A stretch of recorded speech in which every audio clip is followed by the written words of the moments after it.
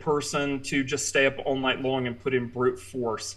That my technique was to review my notes during the day before an exam. So especially you students out there, maybe you can relate.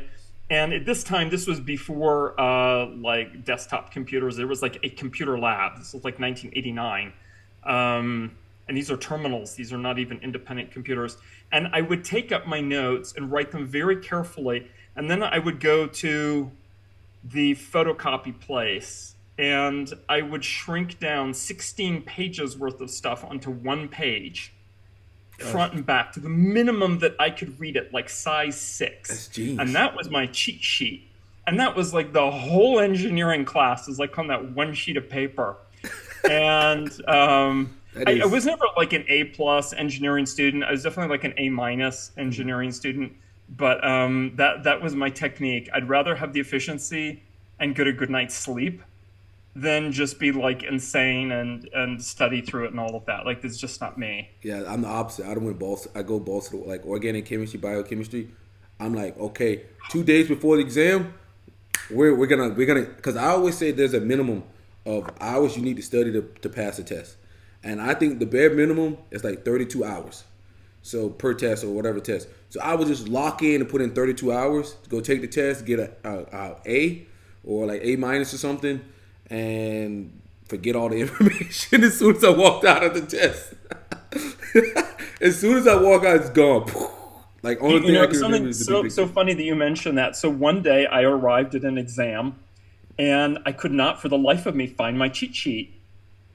And I'm just like, oh my God, I'm screwed. Like, this is a 50-minute midterm. This is like 40% of our grade in this class. And I search, and fortunately, I arrived like a few minutes early, but not much. And I didn't live that far away, so I asked the teacher, like, can I just run to find my exam before I looked at it because it was still like face down on Mm-hmm. the table. And I'm like, you see, I haven't lifted it up yet. So I ran to my room, searched for it, couldn't find it. By the way, I never found it. Went back to the exam, finally took it, and it turns out I remembered everything anyway. It was just like the damn process of writing that cheat sheet. Yeah. And I think that was just like that taught me something. It's not like that would always be true. I'm still going to have the cheat sheet when I can, Mhm. but there is a value to like organizing everything and getting it down in a certain way that just like imprints it on the mind. I think I would have shit myself because like I think because my brain would have been thinking of like how could I do this and all this that my I wouldn't have been able to recall any of the information. Like it would have been like nothing. It would just be like how could you do this? You know this. Like how'd you lose this? You're like yeah, just be like all this in my head. Now I'm just like I can't think. I'm not. Oh, I was so mad at myself, but once I sat down the second time, I'm just like, I just have to accept this, and I will do my best, and it's not the end of the world. And so it's a little bit what you were talking about, like driving for 6 hours. I just made the decision emotionally, like I just need to like go into this. Mhm. And what is the younger generation call it? Embrace the suck. Yeah. So that's that was that moment. Yes. Yeah, yeah, I could tell the difference. Like, INTJs generally have this like I noticed they usually have the NI, which is kind of like very. I have an analogy that I use. Two people robbing a bank, right? There's two people that rob the bank. Okay, the NI user that's like me will try to rob the bank. I call it willpower, and they'll just rob the bank. They'll come back, but then they like set off every alarm. They got the money, but then like they may have broke an arm, lost the arm or something, and then you have like the INTJ NI, which is kind of like they'll rob the bank and no one would know, no alarms go off, but they take a lot more time. Yeah, yeah, and then we could do what the ISTP does, which is you join the bank, and then internally over several years you just siphon off a lot of money, and You said the INTJ. or and then you just become a banker, and then you're just making money off of other people's money, and why steal it all? You can steal legally. I mean, that happens a lot. That has happened a lot, especially with the Just crypto. saying, not to impugn the ISTPs. I'm just saying, like that's an example of a genius move that requires a bit of even more patience than INTJs have. Yeah. So, Dario, I seen in the book you had people who hang around each other. Oh, yeah. Yeah. So you Sorry. said in the book, people that hang around each other tend to have the same brain pattern? It's weird. I've just noticed this as a phenomenon over time that as people would come in, sometimes a group of people from an organization or generally from a particular profession, like going to a conference, and it happens that a lot of people at that conference are like from this background, um, that they're going to have similar brain wiring. So if I talk to a bunch of musicians, and I did actually have like a music producer in LA come in West Hollywood, and there's a bunch of music production places just literally down the block from where I used to live. And they were very much, I was sort of expecting creative pattern, and that was there, but actually there was a lot of harmonizing. Mm-hmm. And this was a guy who actually produced rap music, Mm-hmm. like rap and R&B. Um, and I'm like, no, it makes sense, like ESFP preferences. And he's just like, he needs to do a lot of diplomatic one on one, Mm-hmm. like managing and coaching and all that kind of stuff. It isn't necessarily about just him and his creative process. It had to do a lot with interacting and like bringing to fruition the potential of other people. So I'm like, okay, that makes sense. And then I've seen sometimes, like in Sweden, there were these three gentlemen who came. They were all in their late 40s. They had worked together for 15 to 16 years. They all were within one letter type wise: ENFJ, ENFP, and then people ESFJ. They were designed by the organization. They were taught in a way that they would be interchangeable. So on any given day, they could go to like a location in the company or give this workshop or that workshop and present it the same way. And their brain wiring was like 95% the same. And that was just really scary because of course the three of them did live different lives. Mm-hmm. But they've been working together every day for I don't know, 15, 16 years and were meant to be interchangeable. And then this is what happened. Yeah. And they weren't actually surprised by, and there were some individual differences that made sense for them. The one who had several, like three skiing concussions, really that like showed up in the brain, as a little bit different. But there very much is this feeling that, yeah, your what is it, dad or grandfather or whatever, who would say like, Sonny, be careful who you hang out with, your friends, or who you are. That's true. We do become more like the people that we're around. Yeah, I've noticed that with me and my buddy Christian. We've been friends for over like 15 years, and like we don't even have to communicate. Like we could be somewhere and we don't even have to talk. We know like what each other's thinking. He knows what I'm gonna get mad about. I know what he's gonna get mad about. Like, and it's kind of weird because it's a SE child, SE parent, NI parent, NI child. So we kind of like help each other. But it's like I was like when I read that we both probably most likely have dominant preference. So I was like that sounds kind of interesting, and we can like end each other's sentences sometimes. Like he knows what I'm thinking, and then I know what he's thinking. And sometimes people say y'all agree on way too much stuff. It's kind of funny. Um, but Maybe you agree, but for different reasons. That's always possible yeah, too. yeah. Yeah. Thomas, you got a question, don't you?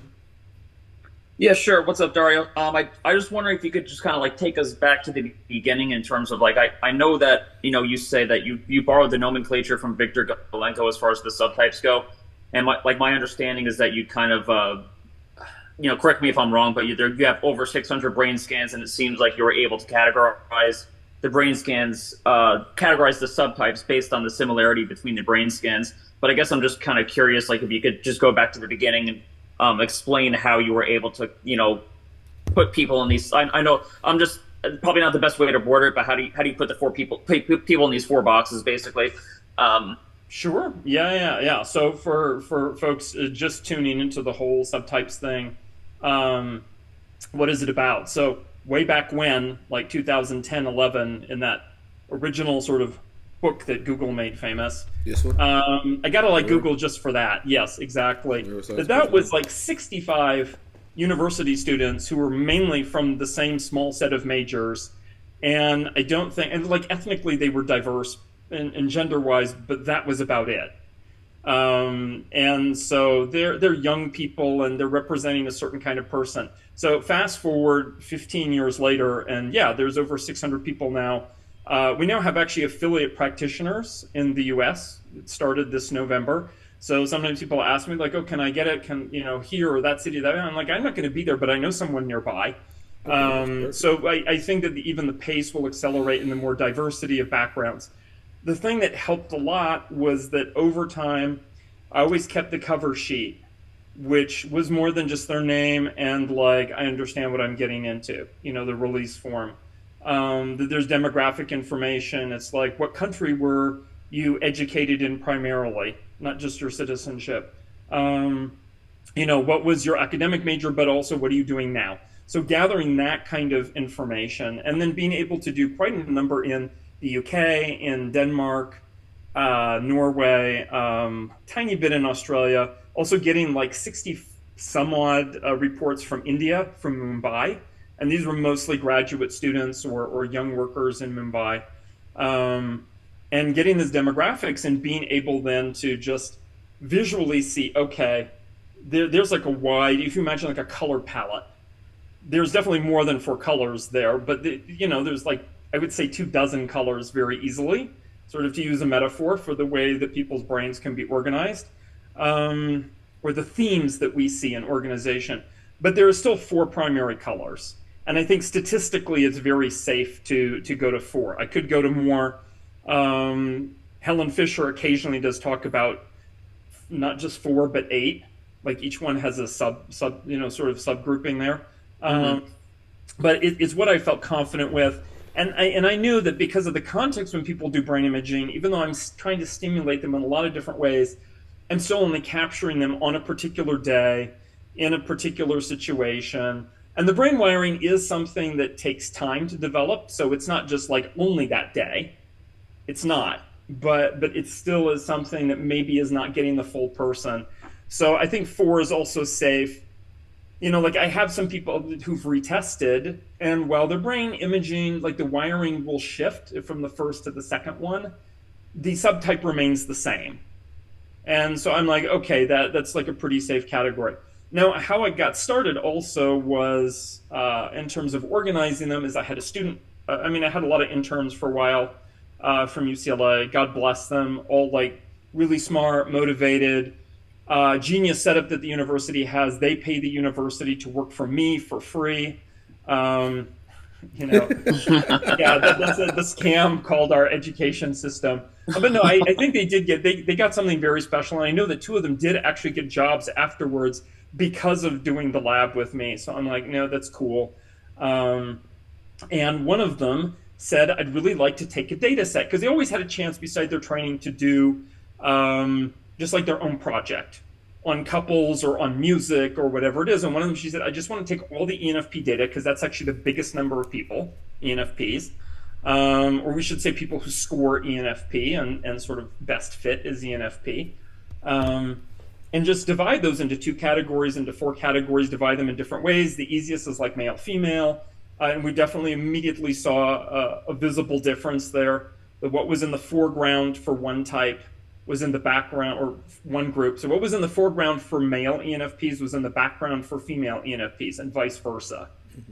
Like sort of if you took ENFP as a general thing and like just sort of sorted it into two, you'd see like, oh yeah, like one is like it's just a foreground background difference between the two. But as we looked at more people and of all types, I noticed that male female thing was not as important as career because we have demographic information for all of the people, and that what really seemed to make the difference was career, and not just like the career that's written on a piece of paper, but like how are you doing your career? Like, do you work in a big company? Like, are you an independent consultant? Do you work a lot one-on-one with people? Are you like a small group kind of person? And this wasn't always clear from the demographics, but a lot of times, I mean, I give them several, a couple of lines. They can fill in stuff. And so there was that. And then there was Helen Fisher's stuff on hormones and neurotransmitters. And I didn't think a lot of it at the time, but I was invited to a talk that Victor Golenko gave, and I was asked if I would bring in some of my brain imaging data. Is like a little, addition to Victor's talk. And the talk was going to center around ENFJ as the example. And I said, okay, I'll bring in my ENFJ data. So I quickly go through and I sort the ENFJ data. and I present what I see, and Victor is talking about the subtypes for this talk. And it's just very clear that these are like everybody there was like, oh yeah, these match very closely. So at this point, I was like really motivated to push through all of them. Victor's book, I don't know if I have it on the shelf somewhere here. Surely I do. And it's all in English, which because he wanted to make it as accessible. And it's a socionics book as opposed to like a Western Myers-Briggs inspired book. And I would say that there's a few deviations, but those deviations from his examples, which are written from experience as a clinician and from theory, are I think simply reflecting like slight developmental differences. Like harmonizing folks can be lazy. This is a thing. Mm-hmm. It's not like the mature harmonizing, whereas the people I got tend to be professionals who are active and they had money to pay for the session and all of that, which is not that expensive, but still. So I think I got slightly different. I maybe didn't get the cross section of society that he would get. And actually he would get more people who were interested in type or have like a psychological reason to come in, is like patients to a therapist. Okay. And so there are those slight differences. But besides that, I'm like, these are so close. It's like, Victor, can I just use your terms? And I showed him some examples of what I did, and he said yes. And long story short, that's what came to it. And there's more. Like you could take the functions and break them down into two groups too, like each function, like what you guys were talking about before we pressed record, for introverted feeling. And I should mention this fourth piece, which came in right towards the end, was a type researcher in China who is actually at UCLA as like a post-grad student. I mean, he'd gone to school in the US and very like fluent English, and his story about it and how he saw like Chinese culture was different from American culture and how he had come up with subtypes on his own, just seeing like, oh, there has to be, because a Chinese INTJ is different than an American INTJ. And that, when you put all of that together and then just immerse myself in it and just go through all of the data and all of the it's not even number crunching. It's about taking network diagrams and using like network analysis tools. And that's like the sort of longish story. Sorry about that. But I do think it is a story to give everybody credit. Yeah, I mean, it's interesting. You also talked about Nesbitt in the book. You said he had some similar classifications as well. Yeah, so this is what the Chinese student Zhihan. He's not a student now. He's a postdoc, PhD. This is the research that he originally relied upon, and then he stumbled across me. And so Nesbitt talks about this, like when showing people visual images, and you ask people what's going on in the image, people in China and people in America give different answers. And Americans focus on the lead, like the main object that's in the foreground. Like, oh, it's a soldier in battle, and then they'll describe the soldier. Mm-hmm. And Chinese people will look at an image and they actually spend a lot of time talking about the relationship that they see between the object or whatever is in the foreground and the background. And that's telling us. So they're not going to dwell on that one central object. It's sort of like in bands, and everybody is like, oh, Coldplay, Chris Martin. Well, there's other people in the band who make it happen. Smashing Pumpkins, yes, there's like one person that we all know of, but there's a band that's there. And so the Chinese people are more focused on the band, mm-hmm. and Americans are more focused on who is the star. Like the quarterback. The quarterback, mm-hmm. Absolutely. The whole team is the quarterback, right? No, it's not the president. Quarterback. Like the president. Yeah, or just the government is the president. And there is, America is organized, and actually, frankly, China also today is somewhat organized. Like the person at the top does have a lot of control, but the same. I think sometimes we give credit, even when companies do very well. oh, it's the leadership. Actually, extensive research has been done, not by me, but by other people, looking at things like who sends and receives the most email in organizations. It turns out that the key nodes in not just that question, but that's like a kind of question they ask. The key people are actually high specialists in the organization. And that's everybody thinks of Apple and they think of like Steve Jobs. And if they really know history, they'll think of Steve Wozniak. But the whole Apple interface is not Steve Jobs. I mean, there's this other, and his name slips my mind at the moment, but this other really cool dude who's probably an ISFP, who's the one who actually has been like managing the interface stuff for like 20 or 30 years. And is like the designer of the look and the feel and all of that to make sure that continues and where that is. It turns out those people are actually the critical people in organizations, and that you could swap out, unless the CEO is terrible. It's really those critical people that matter. And then when organizations lose a critical person, it's that kind of thinking. Yeah, I mean the background people, they make everything go. Like, that's right. That's right. Even in the Roman galley, if you removed all the rowers, like that general is not going to go anywhere on his boat. And then you need. It's funny how it all kind of plays out. It's like you need like maybe that one ENTJ, then you have about 2 to 3 or 4 INTJs behind that ENTJ, and then it like branches off, and then he's got his reliable INTPs that he could go to. It's you can see the system play out like no matter where you go, it's the same thing. But Dario, I got to get into something interesting.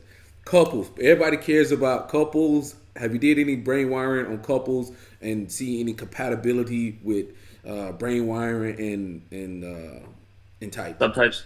Yeah. So so several years ago, for that quarter, all of the interns decided they wanted to do something on couples.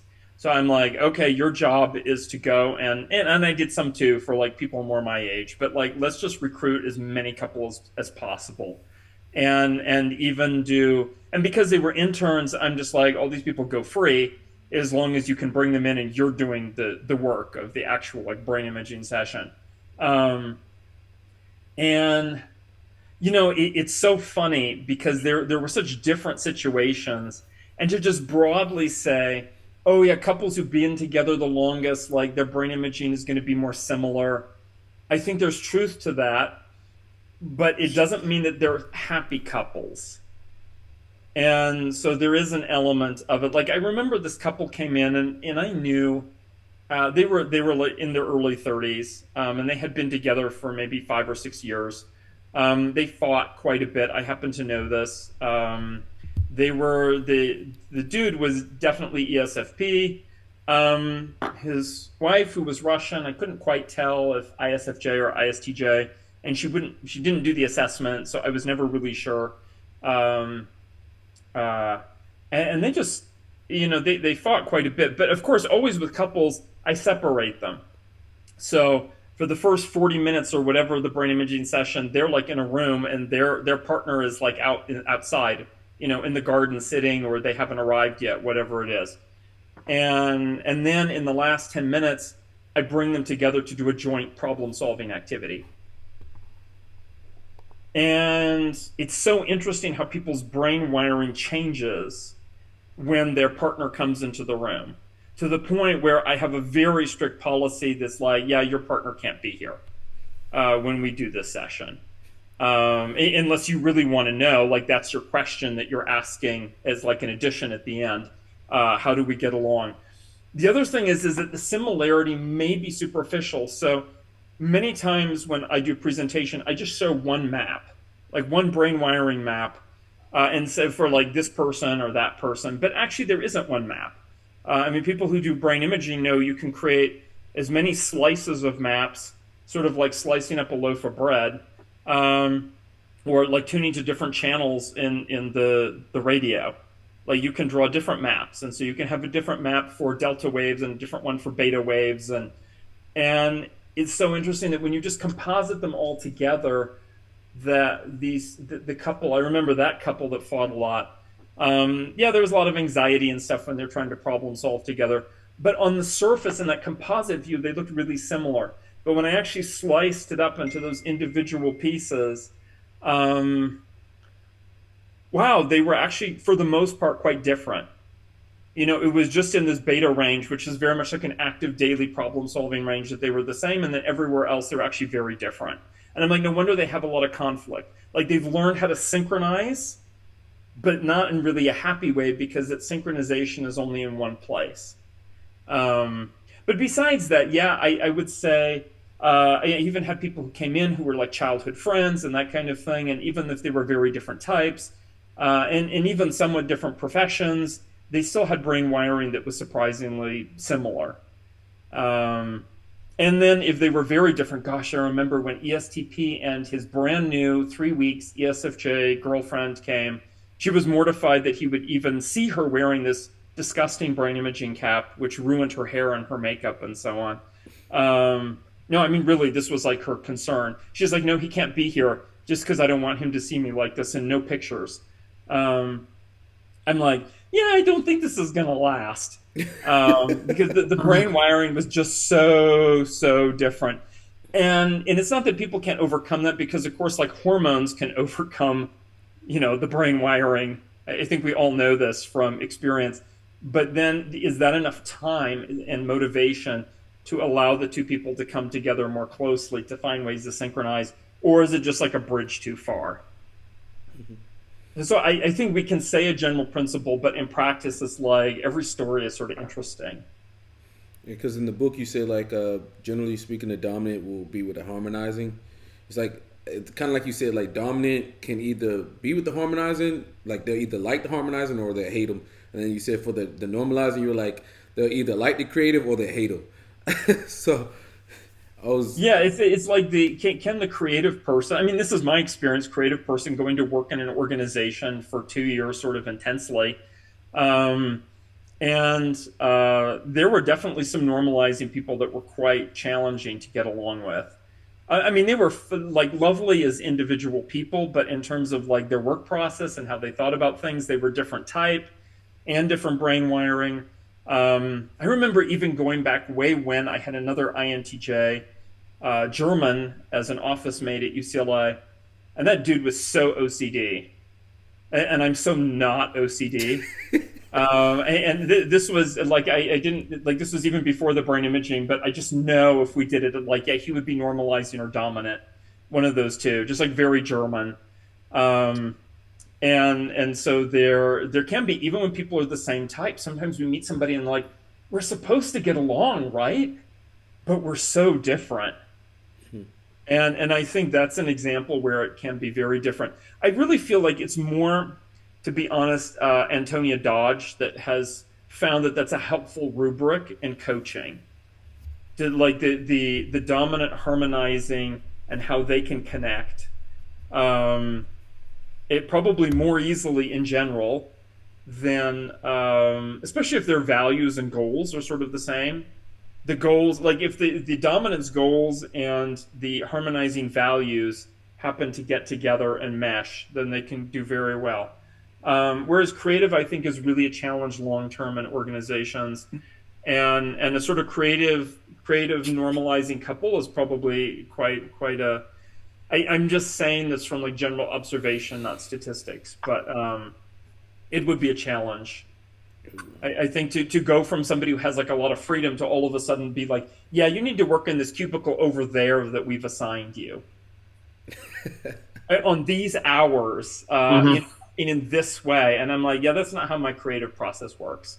And we've set up like a tracking system, and because there's like lots of like electronic tools today to like track people's projects and tasks, and you like put productivity. things in and you check them off and this and that. I'm like, I don't work that way. I think it's too much SI for me. Too much SI. Like I cannot stand like too much like a lot of data, like a lot of like small things, like Yeah. small little like concrete details. I'm like, yo, just no, just leave me alone with that. Like you don't put me to sleep. Like it just doesn't work for me. Just let me Yeah, work. it's Leave me alone, and I'll be fine. Thomas, yeah. you And on the other hand, I was thankful that somebody was tracking it because God forbid if we hadn't had anybody tracking it, that would have been a disaster. I'm just like, There are two things I sort of let her know. One is when you see me finish something and I hand it in, could you check it off, please, in your system? Like, I'm not going to log in unless it's during a meeting and you make us all log in. And then the other is like I'm not necessarily going to do things in sequence, and I might even change my mind about something, and I'll do my best to let you know. But I remember the first time I changed my mind, she looked just mortified.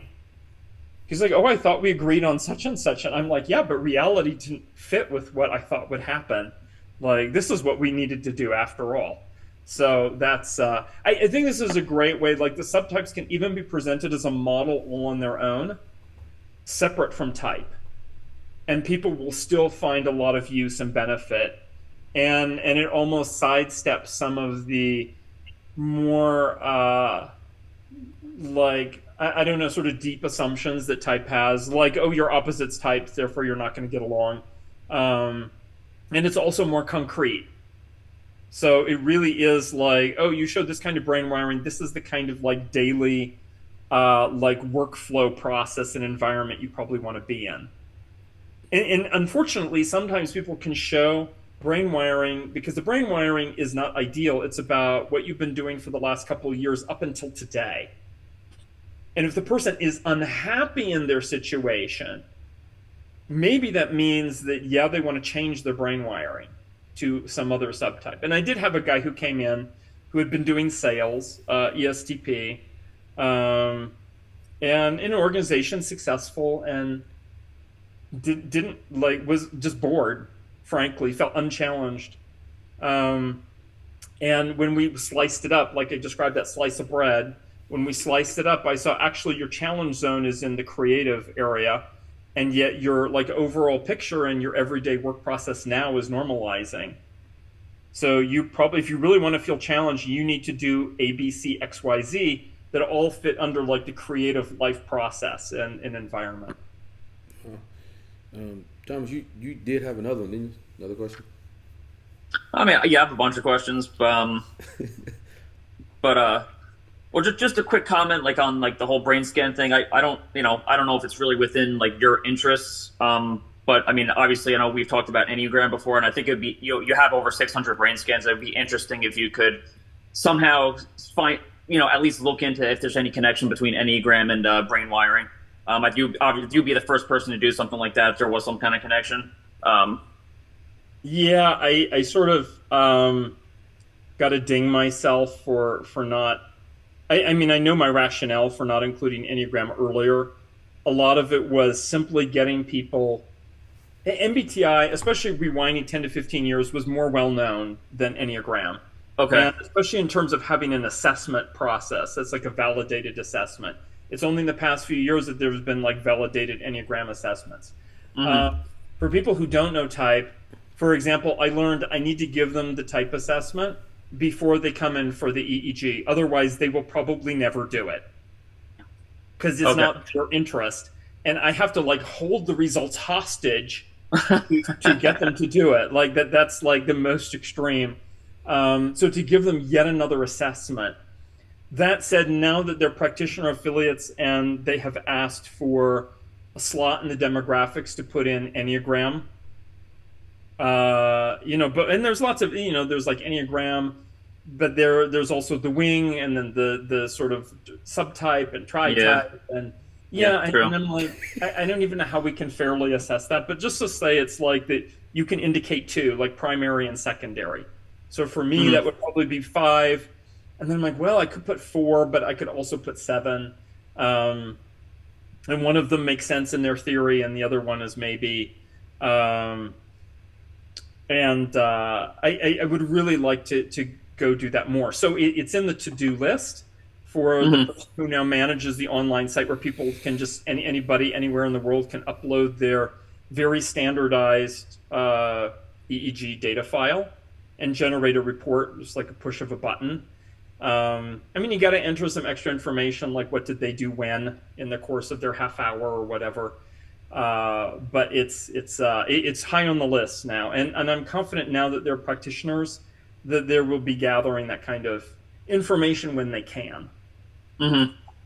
Gotcha. Yeah, Thomas, you got other ones, don't you? Yeah. Well, on let me see. Well, one thing I could ask is that maybe about if you could just clarify something about NI. Like on the Oracle NI, you talk about cultivating an aesthetic or spiritual practice. What is that exactly? Mm. Um, so when I first got to thinking about that, um, it was looking. Oh, it was like reading chapter 10 of Psychological Types again, and Jung really, although he mentioned some elements of the way we talk about NI today in terms of visioning for the future, most of his discussion is actually around the sort of yin holistic version of NI, which I believe was probably his version of like his favorite or preferred version of NI, um, which he linked to a spirituality, yes, and also aesthetics. Okay. And I, in my mind, had always linked aesthetics with FI because it's the INFPs and ISFPs of the world who are the musicians and painters, and not that they're the only types, but I think we all know that there's like this draw for them and this talent that they have for artistic composition. Um, but Jung was like, and he didn't necessarily mean art when he said aesthetics. He meant that there was, like, he used poetry as an example and about engaging the world in an aesthetic way. That everything, like when you read poetry, every line of poetry has some kind of symbolic value, and there's like maybe references to other pieces of literature or things in the person's life, and there's like this dimensionality to it, and it's supposed to impact you. You know, you're supposed to open yourself up and allow you to be impacted by the poetry. And I think that's what he meant by aesthetics. And where I experienced it in my life, and when I talk to INTJs who are more likely to be female, also in my experience, but also maybe in social science or humanities or religion, spirituality, that they experience this different version of NI. It's not always about envisioning the future or planning ahead. It's not this sort of like, I don't want to say it's willpower, but there definitely is an element of the will that's in this sort of like yangish analytical version of NI, which I can completely relate to. Like setting goals in life, like working towards those. Like, see, yes, I could be here in this amount of time. I always underestimate the time, but never mind. Um, but this version, I really found like this yin version really honors the history of NI in a sort of human species perspective. Like, who are the shamans? And I feel like when I go to Costa Rica or to Sweden or whatever, and I sit for some kind of shamanic thing, I'm not saying all the time, but definitely it's like an INFJ activity. And I really feel like even though there are other types there, and I know people who lead these events are also INTJ and INFP, but what they have in common is this sort of yin holistic version of NI, which is about the world of archetypes and allowing yourself to be like a channel or a vessel for the archetypes and working with people's energy or their own energy. And it seemed that this is their, whether the person was, whether they were like INFJ, INTJ, even ENTJ, INFP, that when they were using introverted intuiting, it was this Jungian version of NI. That's how I want to sum it up. It's a Jungian version of NI. And Mm-hmm. Jung, creating his red book, like had illustrations of his dreams and his visions and all of that. I mean, sometimes he'd call them dreams, but actually they were just like active imagination induced visions, in an altered state. That's a lot of what it is. It's not the Elon Musk version of NI that everything we do in our company is oriented towards working on Mars, and we're going to get there. And I mean, that's the thing he said. Yeah. Yeah, I don't understand people who say like, oh, he's clearly like an introverted sensing type. I'm like, what? What? No. I don't know what version of type you're working with, but it's not the version that Jung worked with, or any What type? sense. So, what type do you think he is? Elon Musk. I'm very hesitant, having met some actors in real life, to actually give his type. I mean, I think the default easy answer is INTJ. I think if he isn't INTJ, he's quite close to that. Um, he does. I know he said some things at times like, oh, needing to be around other people. I think that has a support element rather than like, oh, I get bored. So, I mean, he could be ENTJ. It's just like the NI visioning part is very clear. And his capacity to manage complexity is just like the complexity of multiple businesses and multiple visions. I just don't see like an ISTJ or ISTP like being it quite that same way. And I love he has this rebellious streak to him, which is very much like in the opposite type. Like he will just speak his mind at times in a very sort of like, I don't give a damn what you think. And so there is that as well. I mean, it's the elements that pick up. I'm just saying, like somebody said, like so and so actor who's said like ESTP or something, and I'm like, oh, I've actually met him in person. It was like really obviously an ISFP. I mean, still my opinion, but I think meeting somebody in person is a little bit different. I have been to SpaceX, but unfortunately, and I gave a workshop there, but unfortunately, I did not meet him. Yeah, he was not in the building that evening. Yes. I think he's always working. I mean, he's always yeah, working. yeah. Either that or arranging to have more children. That's kind of crazy. I guess when you have enough money, you can do what the hell you want. Yeah. It's. I have to say that the operations there would bring pride to any NTJ. Like the way that SpaceX works and like the basic principles of like how the business is organized and their philosophy and I'm just like, oh yeah, this is like NTJ paradise. All in one accord. Shelly, you had some? You want to talk about the game? Oh yeah, I was just curious how what the outcome of that game that you were working on was. Was it successful or released or? Oh, you mean like the you were online? working on personality types. Yeah. So for people who don't know, I spent a couple of years. I mean, on and off for 5 years. I've been in Norway with this company called Safer, Sayfr. And what they do is they build training simulations using the Unity engine, which is the same thing that you'd use for a lot of video games, to create a video game-like experience where you go through. And you have to solve technical and interpersonal problems. And there's whole ongoing storylines. And the way I like to say it is every module is sort of like a 25-minute TV episode. And every minute you're making a decision. And there's a couple of ways that they can end. And every character that you encounter has a personality type. Every module has an Enneagram theme. So like the very first one, people always start off with this trust, and which Enneagram 6. And of course, then that means that there are issues of paranoia and loyalty in the module, and it's just really fun to have worked on these. And yeah, we finished. Well, I guess I did 9 of them total, but 8 of them are in the main sequence that companies get, and it was tremendously rewarding. I mean, to design the characters, to write the different scenes, and sort of it isn't really choose your own adventure. It has an element of that, but a lot of the choices you make are tactical choices along a like 80% linear story arc. And there are some like side quests you can do, and it can branch out in 2 different directions towards the end based on everything else you've done. The characters are animated. They have body language, like this and whatever. By the time I left, that I had finished my job for them, and they had run out of money for writing modules. So now it's their job to sell them. But now that you ask, Mengju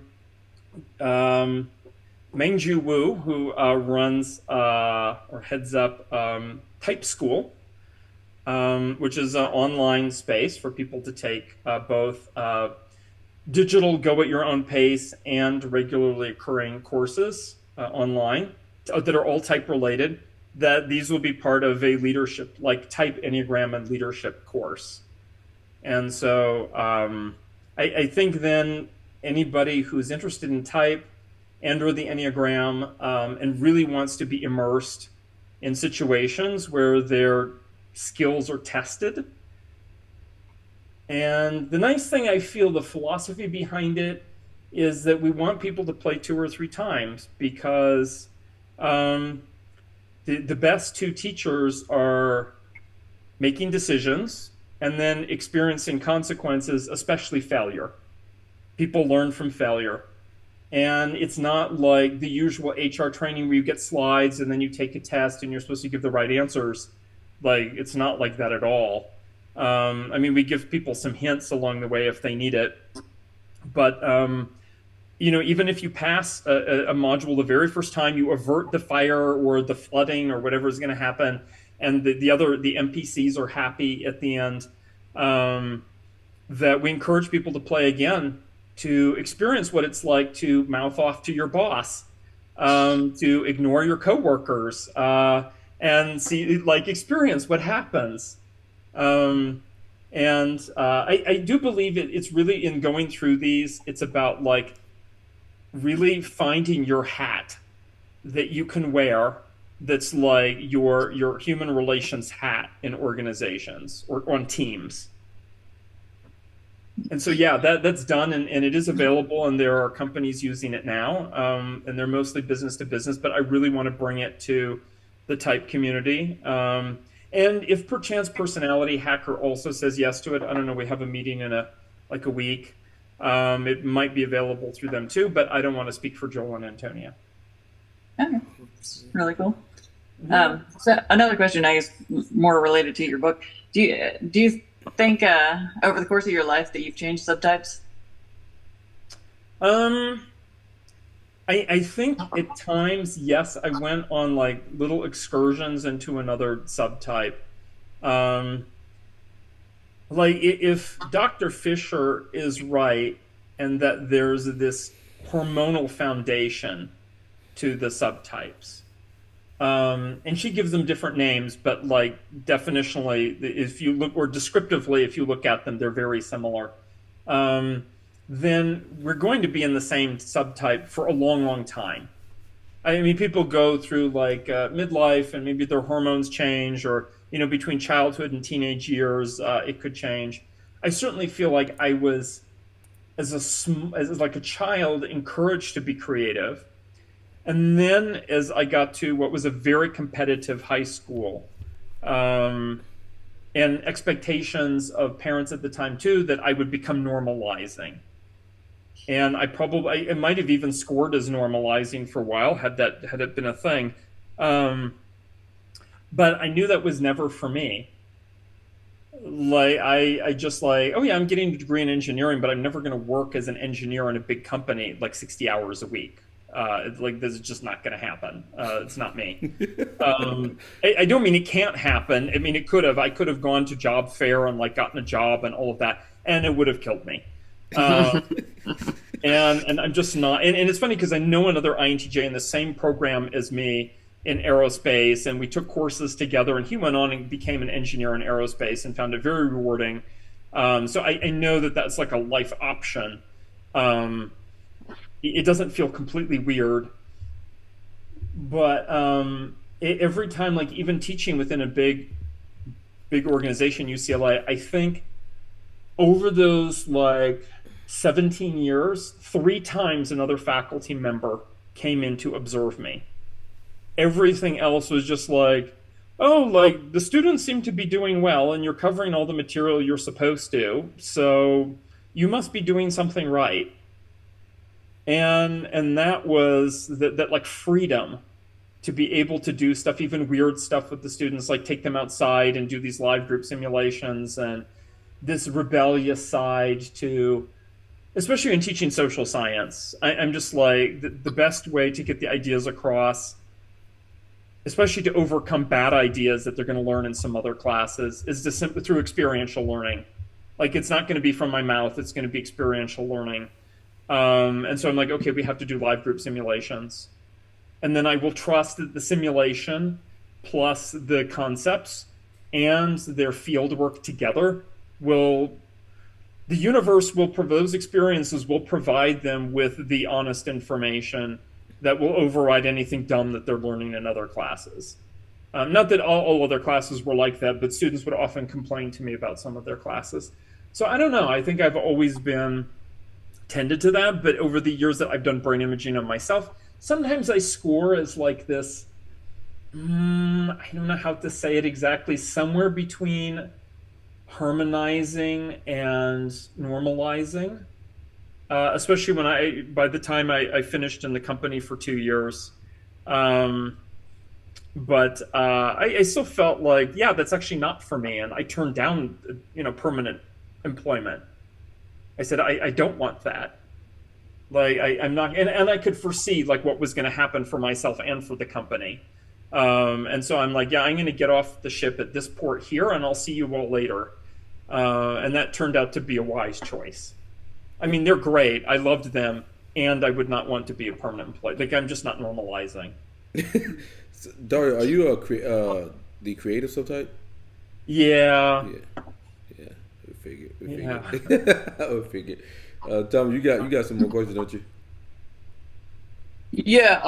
Well, maybe I want to touch on the neurotic. Well, the neurotic boundary thing. I know you talk about. I'm just gonna quote you. So it says, neuroses erupt when the ego and unconscious clash, particularly when we're under stress. So can you just explain what do you mean when the ego and unconscious clash?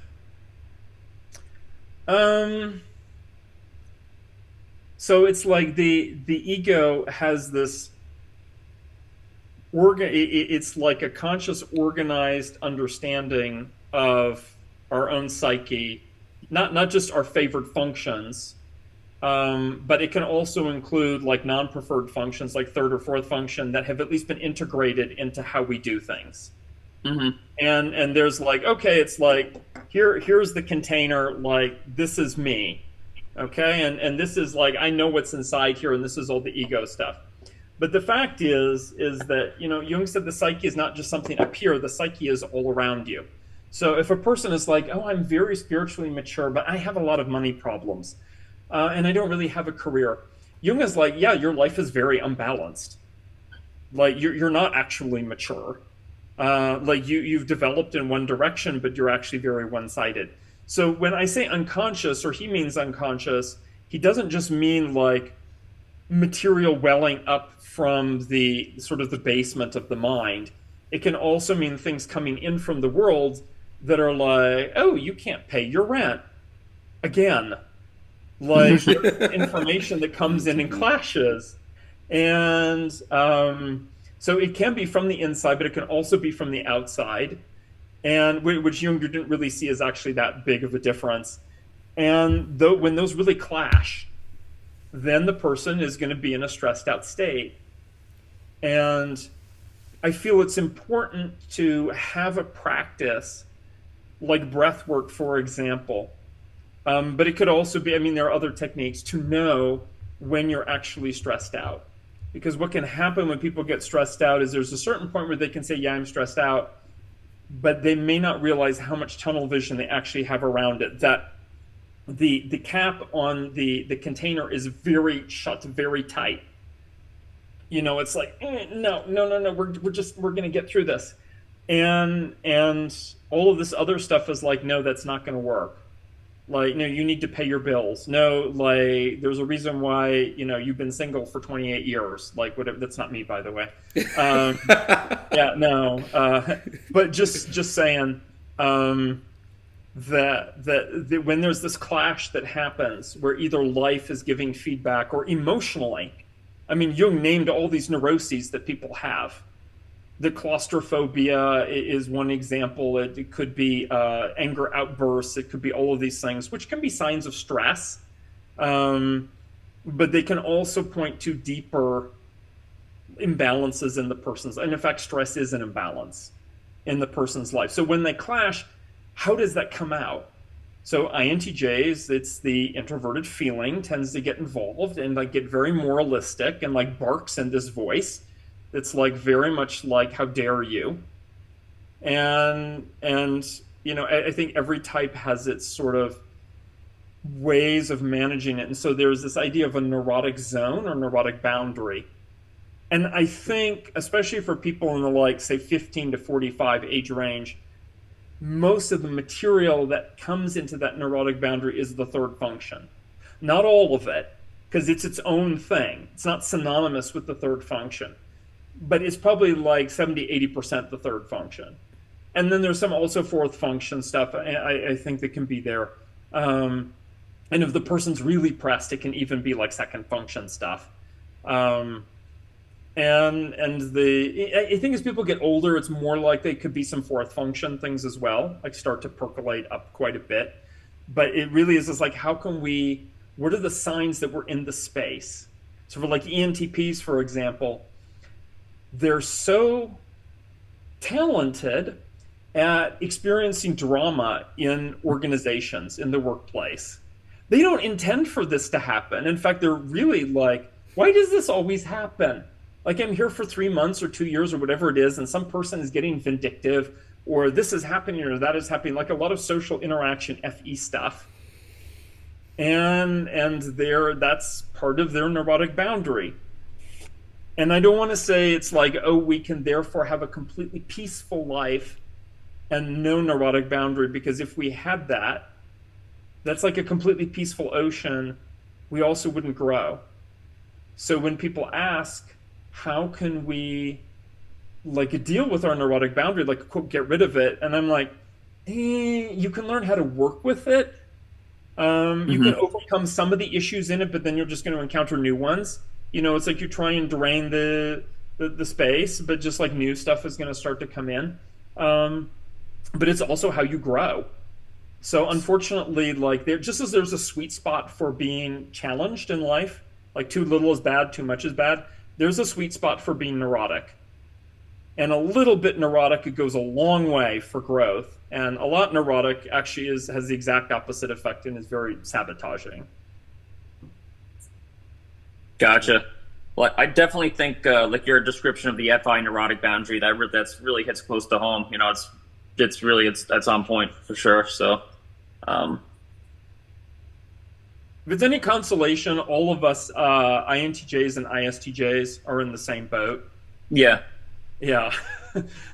It's I don't know what you would call it, but like if there's one thing worse than the neurotic boundary though, it's just when things are going really bad to the point where the INTJ is getting like self-destructive. So I'm not sure if you'd have like a different name for that, or if that's also like included in like the neurotic boundary. But I would say more that's like a little bit deeper situation, and I try not to get too clinical in the book, and that's a little bit more the magic diamond. Gotcha. Yeah, it happens. I think the self-destructive part is really the when the extroverted sensing becomes way overdone. And I'm reminded of, and I don't know him personally, but it was very much in the news academically, well-regarded professor at USC in Los Angeles.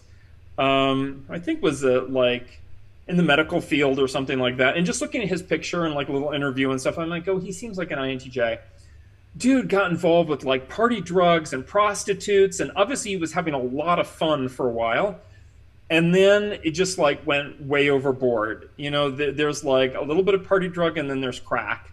And yeah. And it just got like way out of control. And I think he lost his position and all of that. So that was and that to me was a lot of like extroverted sensing that was just in a bad direction. Kind of reminds me of Tiger Woods.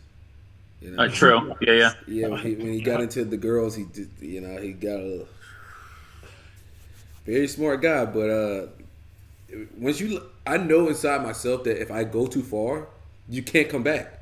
And like if you do something like Tiger, you can't come back, man. If you out here like sleeping with like 10 girls every week, you can't go back down to just one. It's like you're gonna need some serious like intervention, and you're probably gonna relapse several times. It's never gonna be the same. It's like never even like I don't know. Like my vision just knows like, hey, don't do this.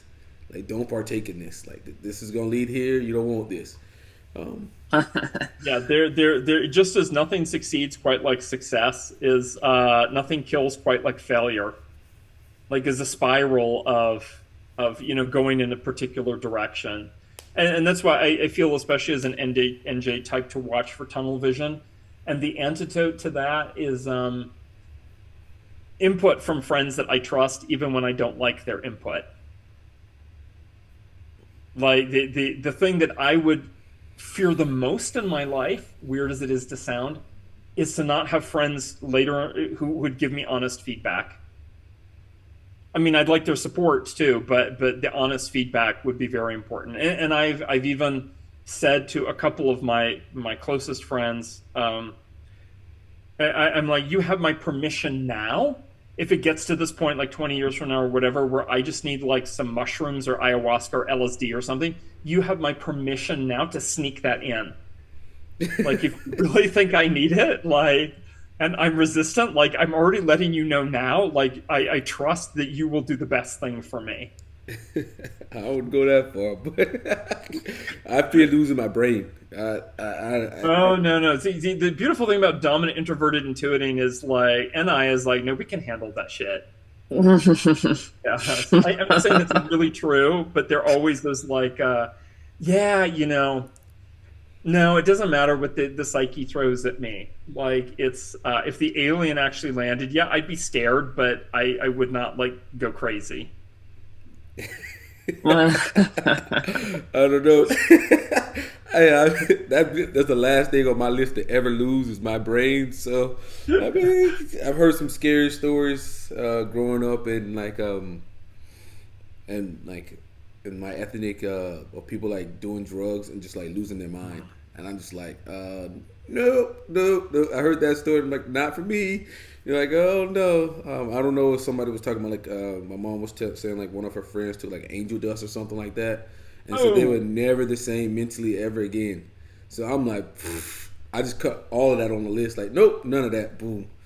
But Dario, there was some stuff that came out in the '60s that was definitely like change you and your personality and your life forever, and not for the best. yeah. Yeah, and angel dust, I understand, is one of those. One of those.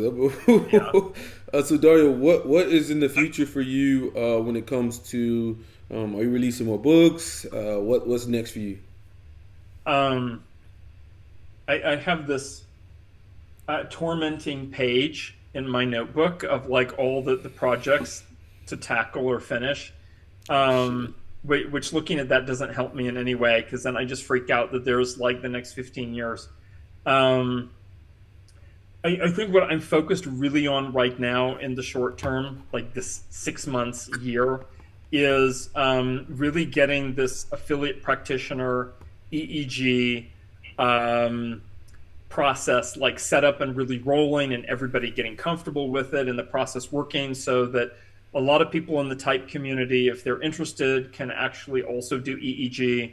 And yeah, it's an investment, but it's in concert with Personality Hacker as they go around, because they very much believe in live events. Mm-hmm. So as they go around to different places and being able to say, with every live event we're doing, even if you don't come to the live event as a participant, although if you do, we'll give you a discount, you can do brain imaging with one of our practitioners.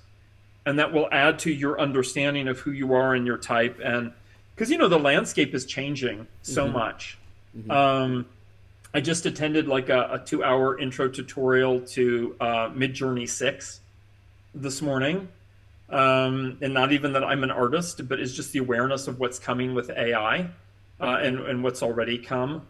I think it's Joel who has said, what is it? How AI is now is the worst it will ever be. Mm-hmm.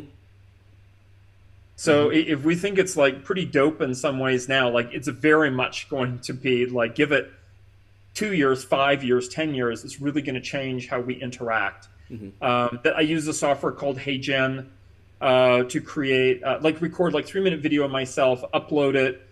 They create an avatar of me, and then they also sample my voice, and it gets the body language and all of that. Not a huge amount, but like, from the chest upward. And then I can just type what I want me to say, and it delivers video that is me, and it's really quite convincing. Does it have the dynamic range of me? No. Um, but it really, if this is what's coming, um, there's going to be continue to be big changes in the workplace.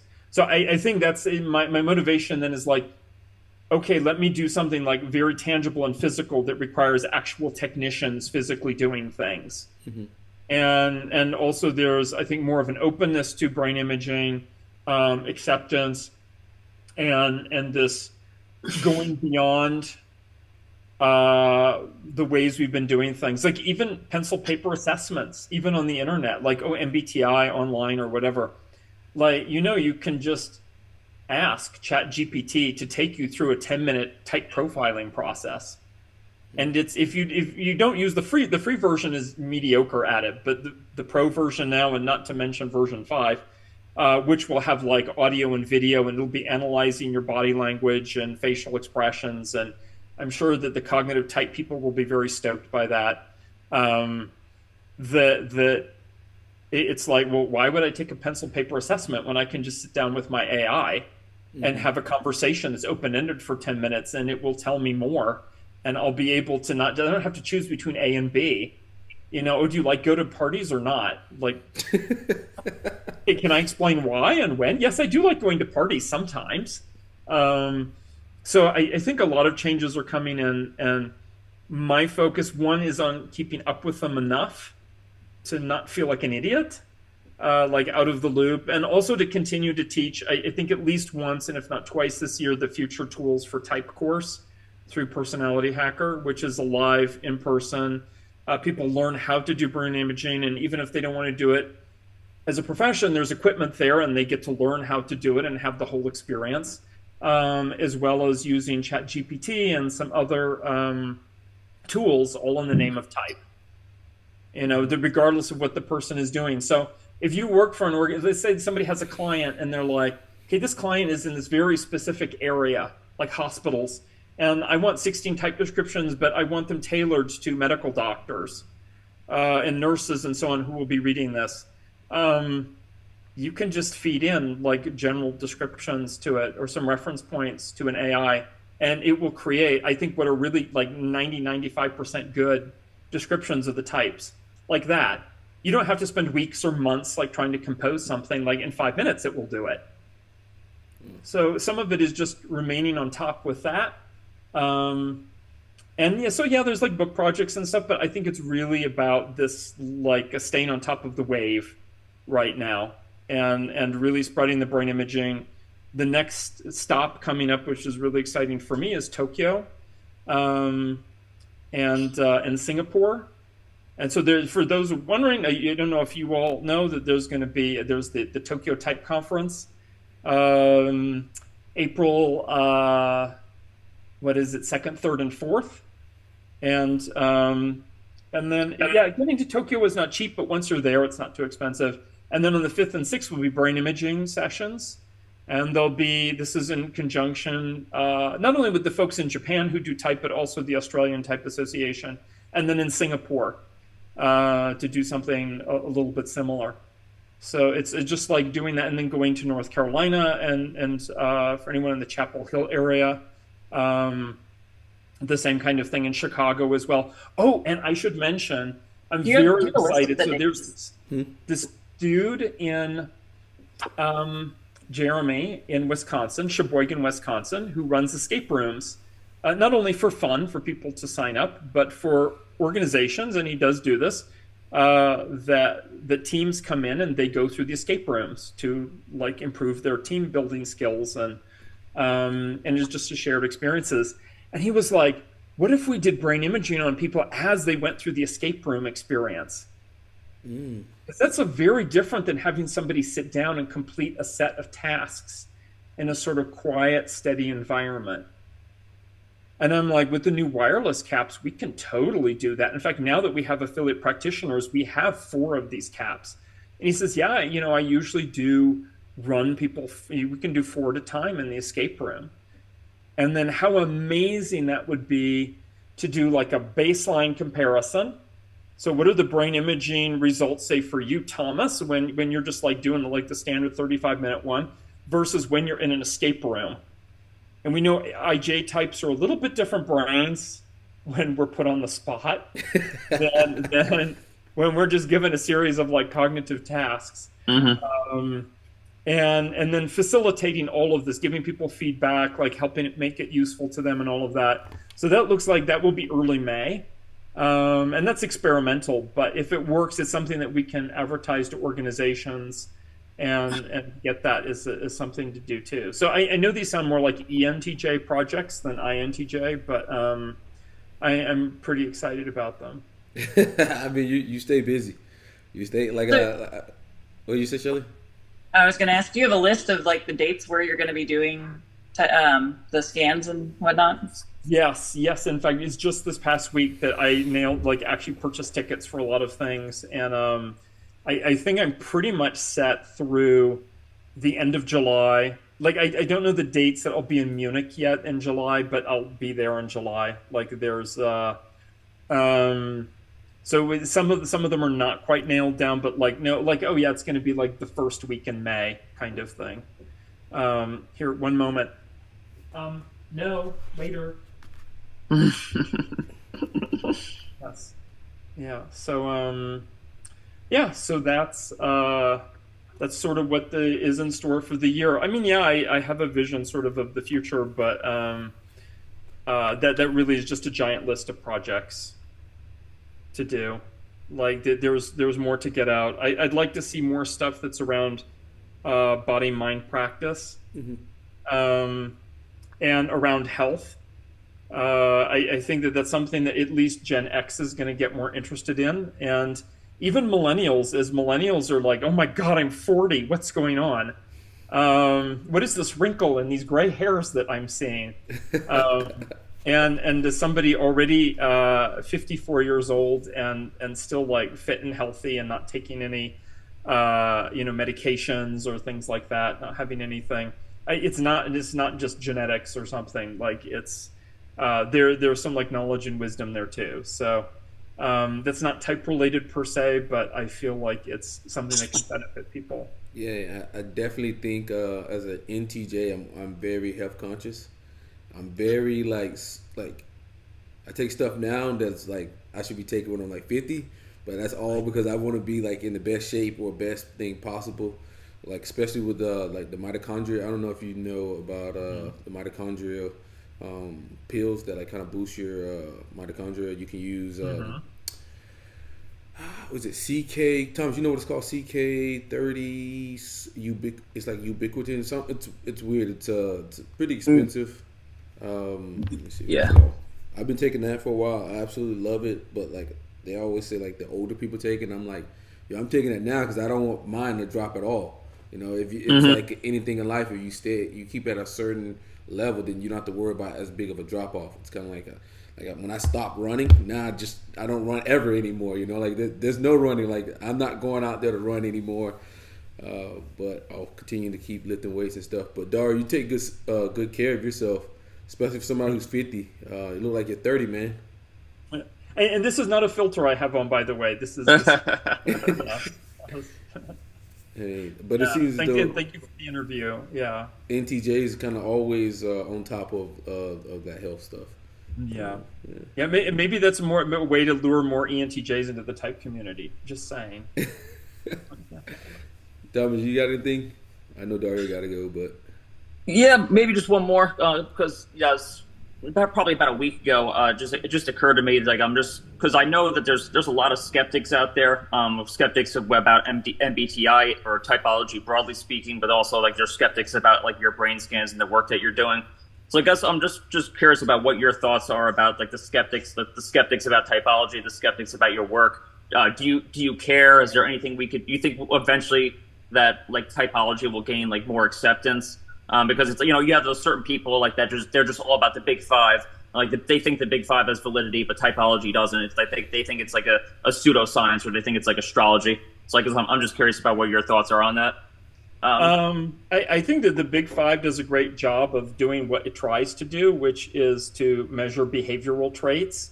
I think for a lot of people who come from a statistics and academic psychology background, it's really hard for them to understand that there are other ways to look at personality besides statistical distributions and behavior traits. Like it really is very hard for them to think outside of that circle. Sometimes with those individuals, I'm sort of like, maybe I need to point you to cognitive science, because I'm like that's yeah, but then on the other hand, I've literally had somebody say that what was it, neuroscience was junk science, not me, mine, but like as a, or genetics, that was it, it was genetics is junk science. I'm like, what do I say to that? Like, there is no response to that. I haven't had like, yeah, there's probably been one or two like graduate students who had like feisty questions, but I answered those, and I remember them being satisfied by it. Like, I think they just wanted to know what are the answers, because I don't discuss every detail. When I've done presentations to academic people in neuroscience, everything I do actually is very standard. Like the brain wiring maps are, yeah, I don't use Pearson R, I use Hebbian learning, but actually more and more of the brain imaging people are using Hebbian learning. That's not a surprise. I use fast Fourier transform for amplitude and frequency. Like all of these things that I'm presenting, the different regions of the brain and their contributions to activity. All I say is the contributions. I would say one thing that has changed from 2011 is that now I almost entirely focus on networks rather than individual brain regions. I mean, there is some value to individual brain regions, but I think that was the main sort of criticism, and yet that itself was something that was still evolving at the time, like networks, and let's talk about networks, and I do, and now I talk about networks. So if anybody wants to say like, oh no, this is not a legitimate way to do brain imaging or something, I'm like, no, it is. Sorry, like everything I do is very standard, and you can find this and that on Wikipedia and whatever it is. I felt it was very important actually to keep that as like stereotypical and by the book as possible. Yeah, you go over the methods in the neuroscience. I do like the protocol and stuff like that. I would say that like the book is now, what is it, 13 years old, and I definitely need to do an update because I use different equipment. Like I said, I focus on networks rather than the individual regions. I do use a social interactive environment rather than putting them in a cubicle to interact with the computer, but I sort of explain why I do that, and you can do that. So I think that there's a group of skeptics who are legitimately skeptical. So that's a small number who are informed. There's a group of skeptics who are grossly misinformed and just like repeating stuff and being difficult for the sake of being difficult. Like I definitely encountered some dominant TI types that can never be convinced of anything else because the only kind of evidence or answer that I can give them that they'll believe is on their own terms.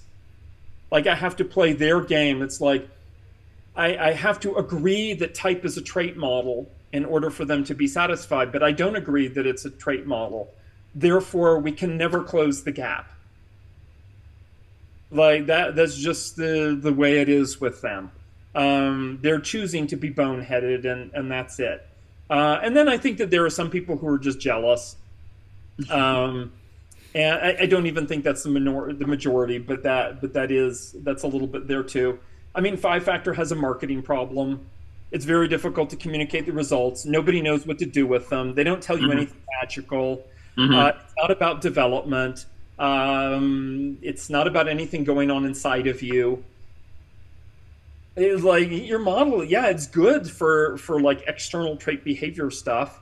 But I don't know what to do with it. And a lot of other people don't either. And nobody wants to be told, they're like, oh, you're low on openness and high on neuroticism. And like, that's good as a research measure, but as a practical measure, people don't want to hear that. And the fact is that Five Factor presents a best way to be. Like, it doesn't say that when you take it, but when you read the literature and you see the way it's debriefed, basically a non-neurotic ENFJ is the best kind of person that you can be, to translate it into type terms. You want to be extroverted, you want to be open, you want to be like friendly and conscientious, low on neuroticism, and then that's like the best kind of person. So I'm not going to push back too hard. I mean, in a couple places where people have mentioned something, like somebody said, like when you present, please use like the amount of activity in each region grayscale rather than color because color is actually for fMRI and it makes me think of something else.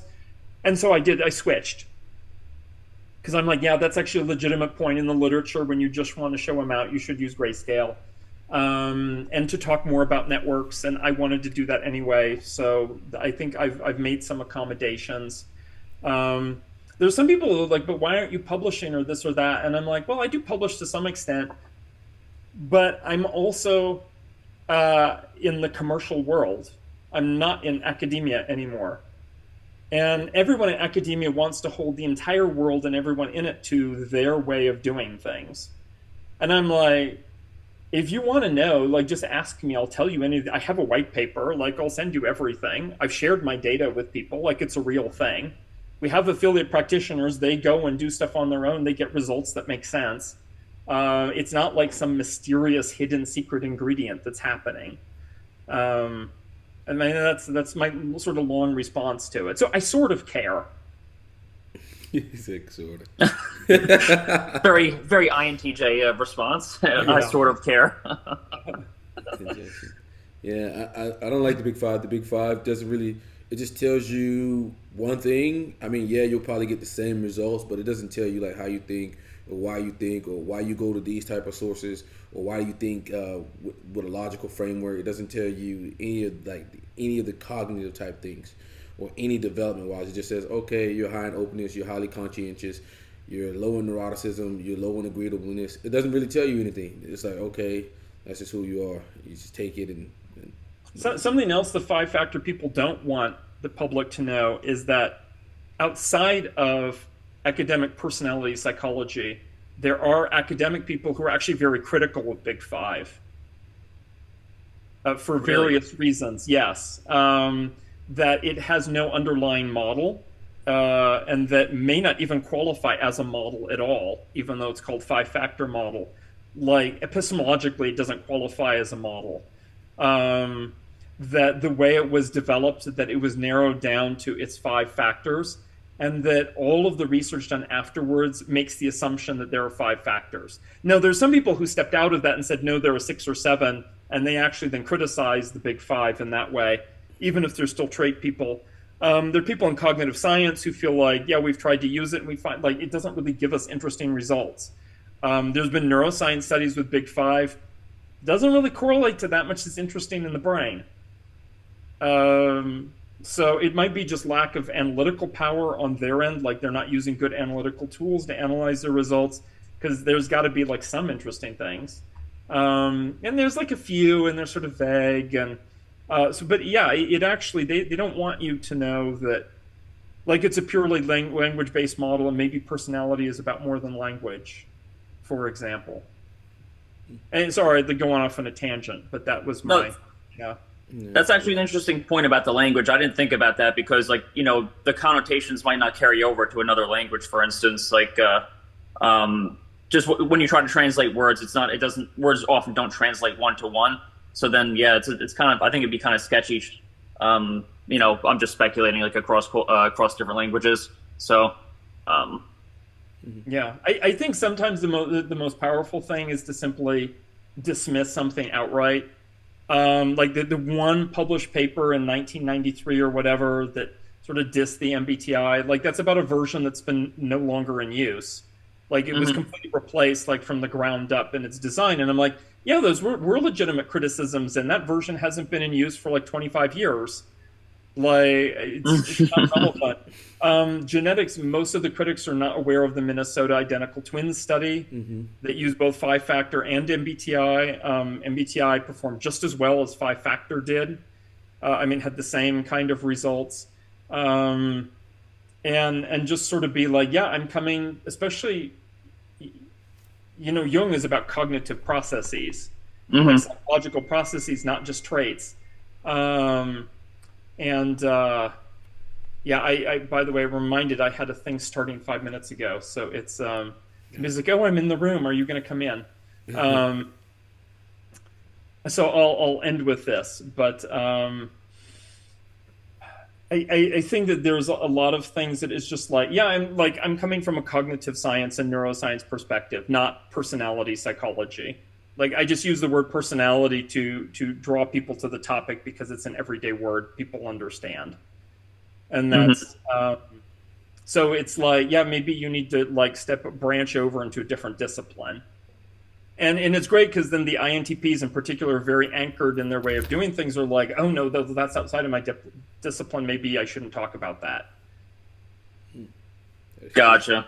And I feel like it is usually, like you said, it's usually the TI dominants who they want to point the finger and say typology is it's garbage or it's pseudoscience. Yeah. That said, I do think that there are a couple of like anti-type critics who are INTJs. Yeah, and I'm just like, dude, I don't know, wrong paradigm, and I understand why you're saying this, but it's still not right. Yeah. Gotcha. Okay, so I have my other one to go to, and that's I think it's Joyce Mang. All right, well, tell Joyce I said hi. Yeah, I will, absolutely. All right, Dario, thank you. Thank you for your questions, everyone. Of course, yeah, thanks again. Thank you, Dario. Absolutely. Hope to see you guys again soon. Absolutely. Thanks. Thanks. Bye-bye. Okay.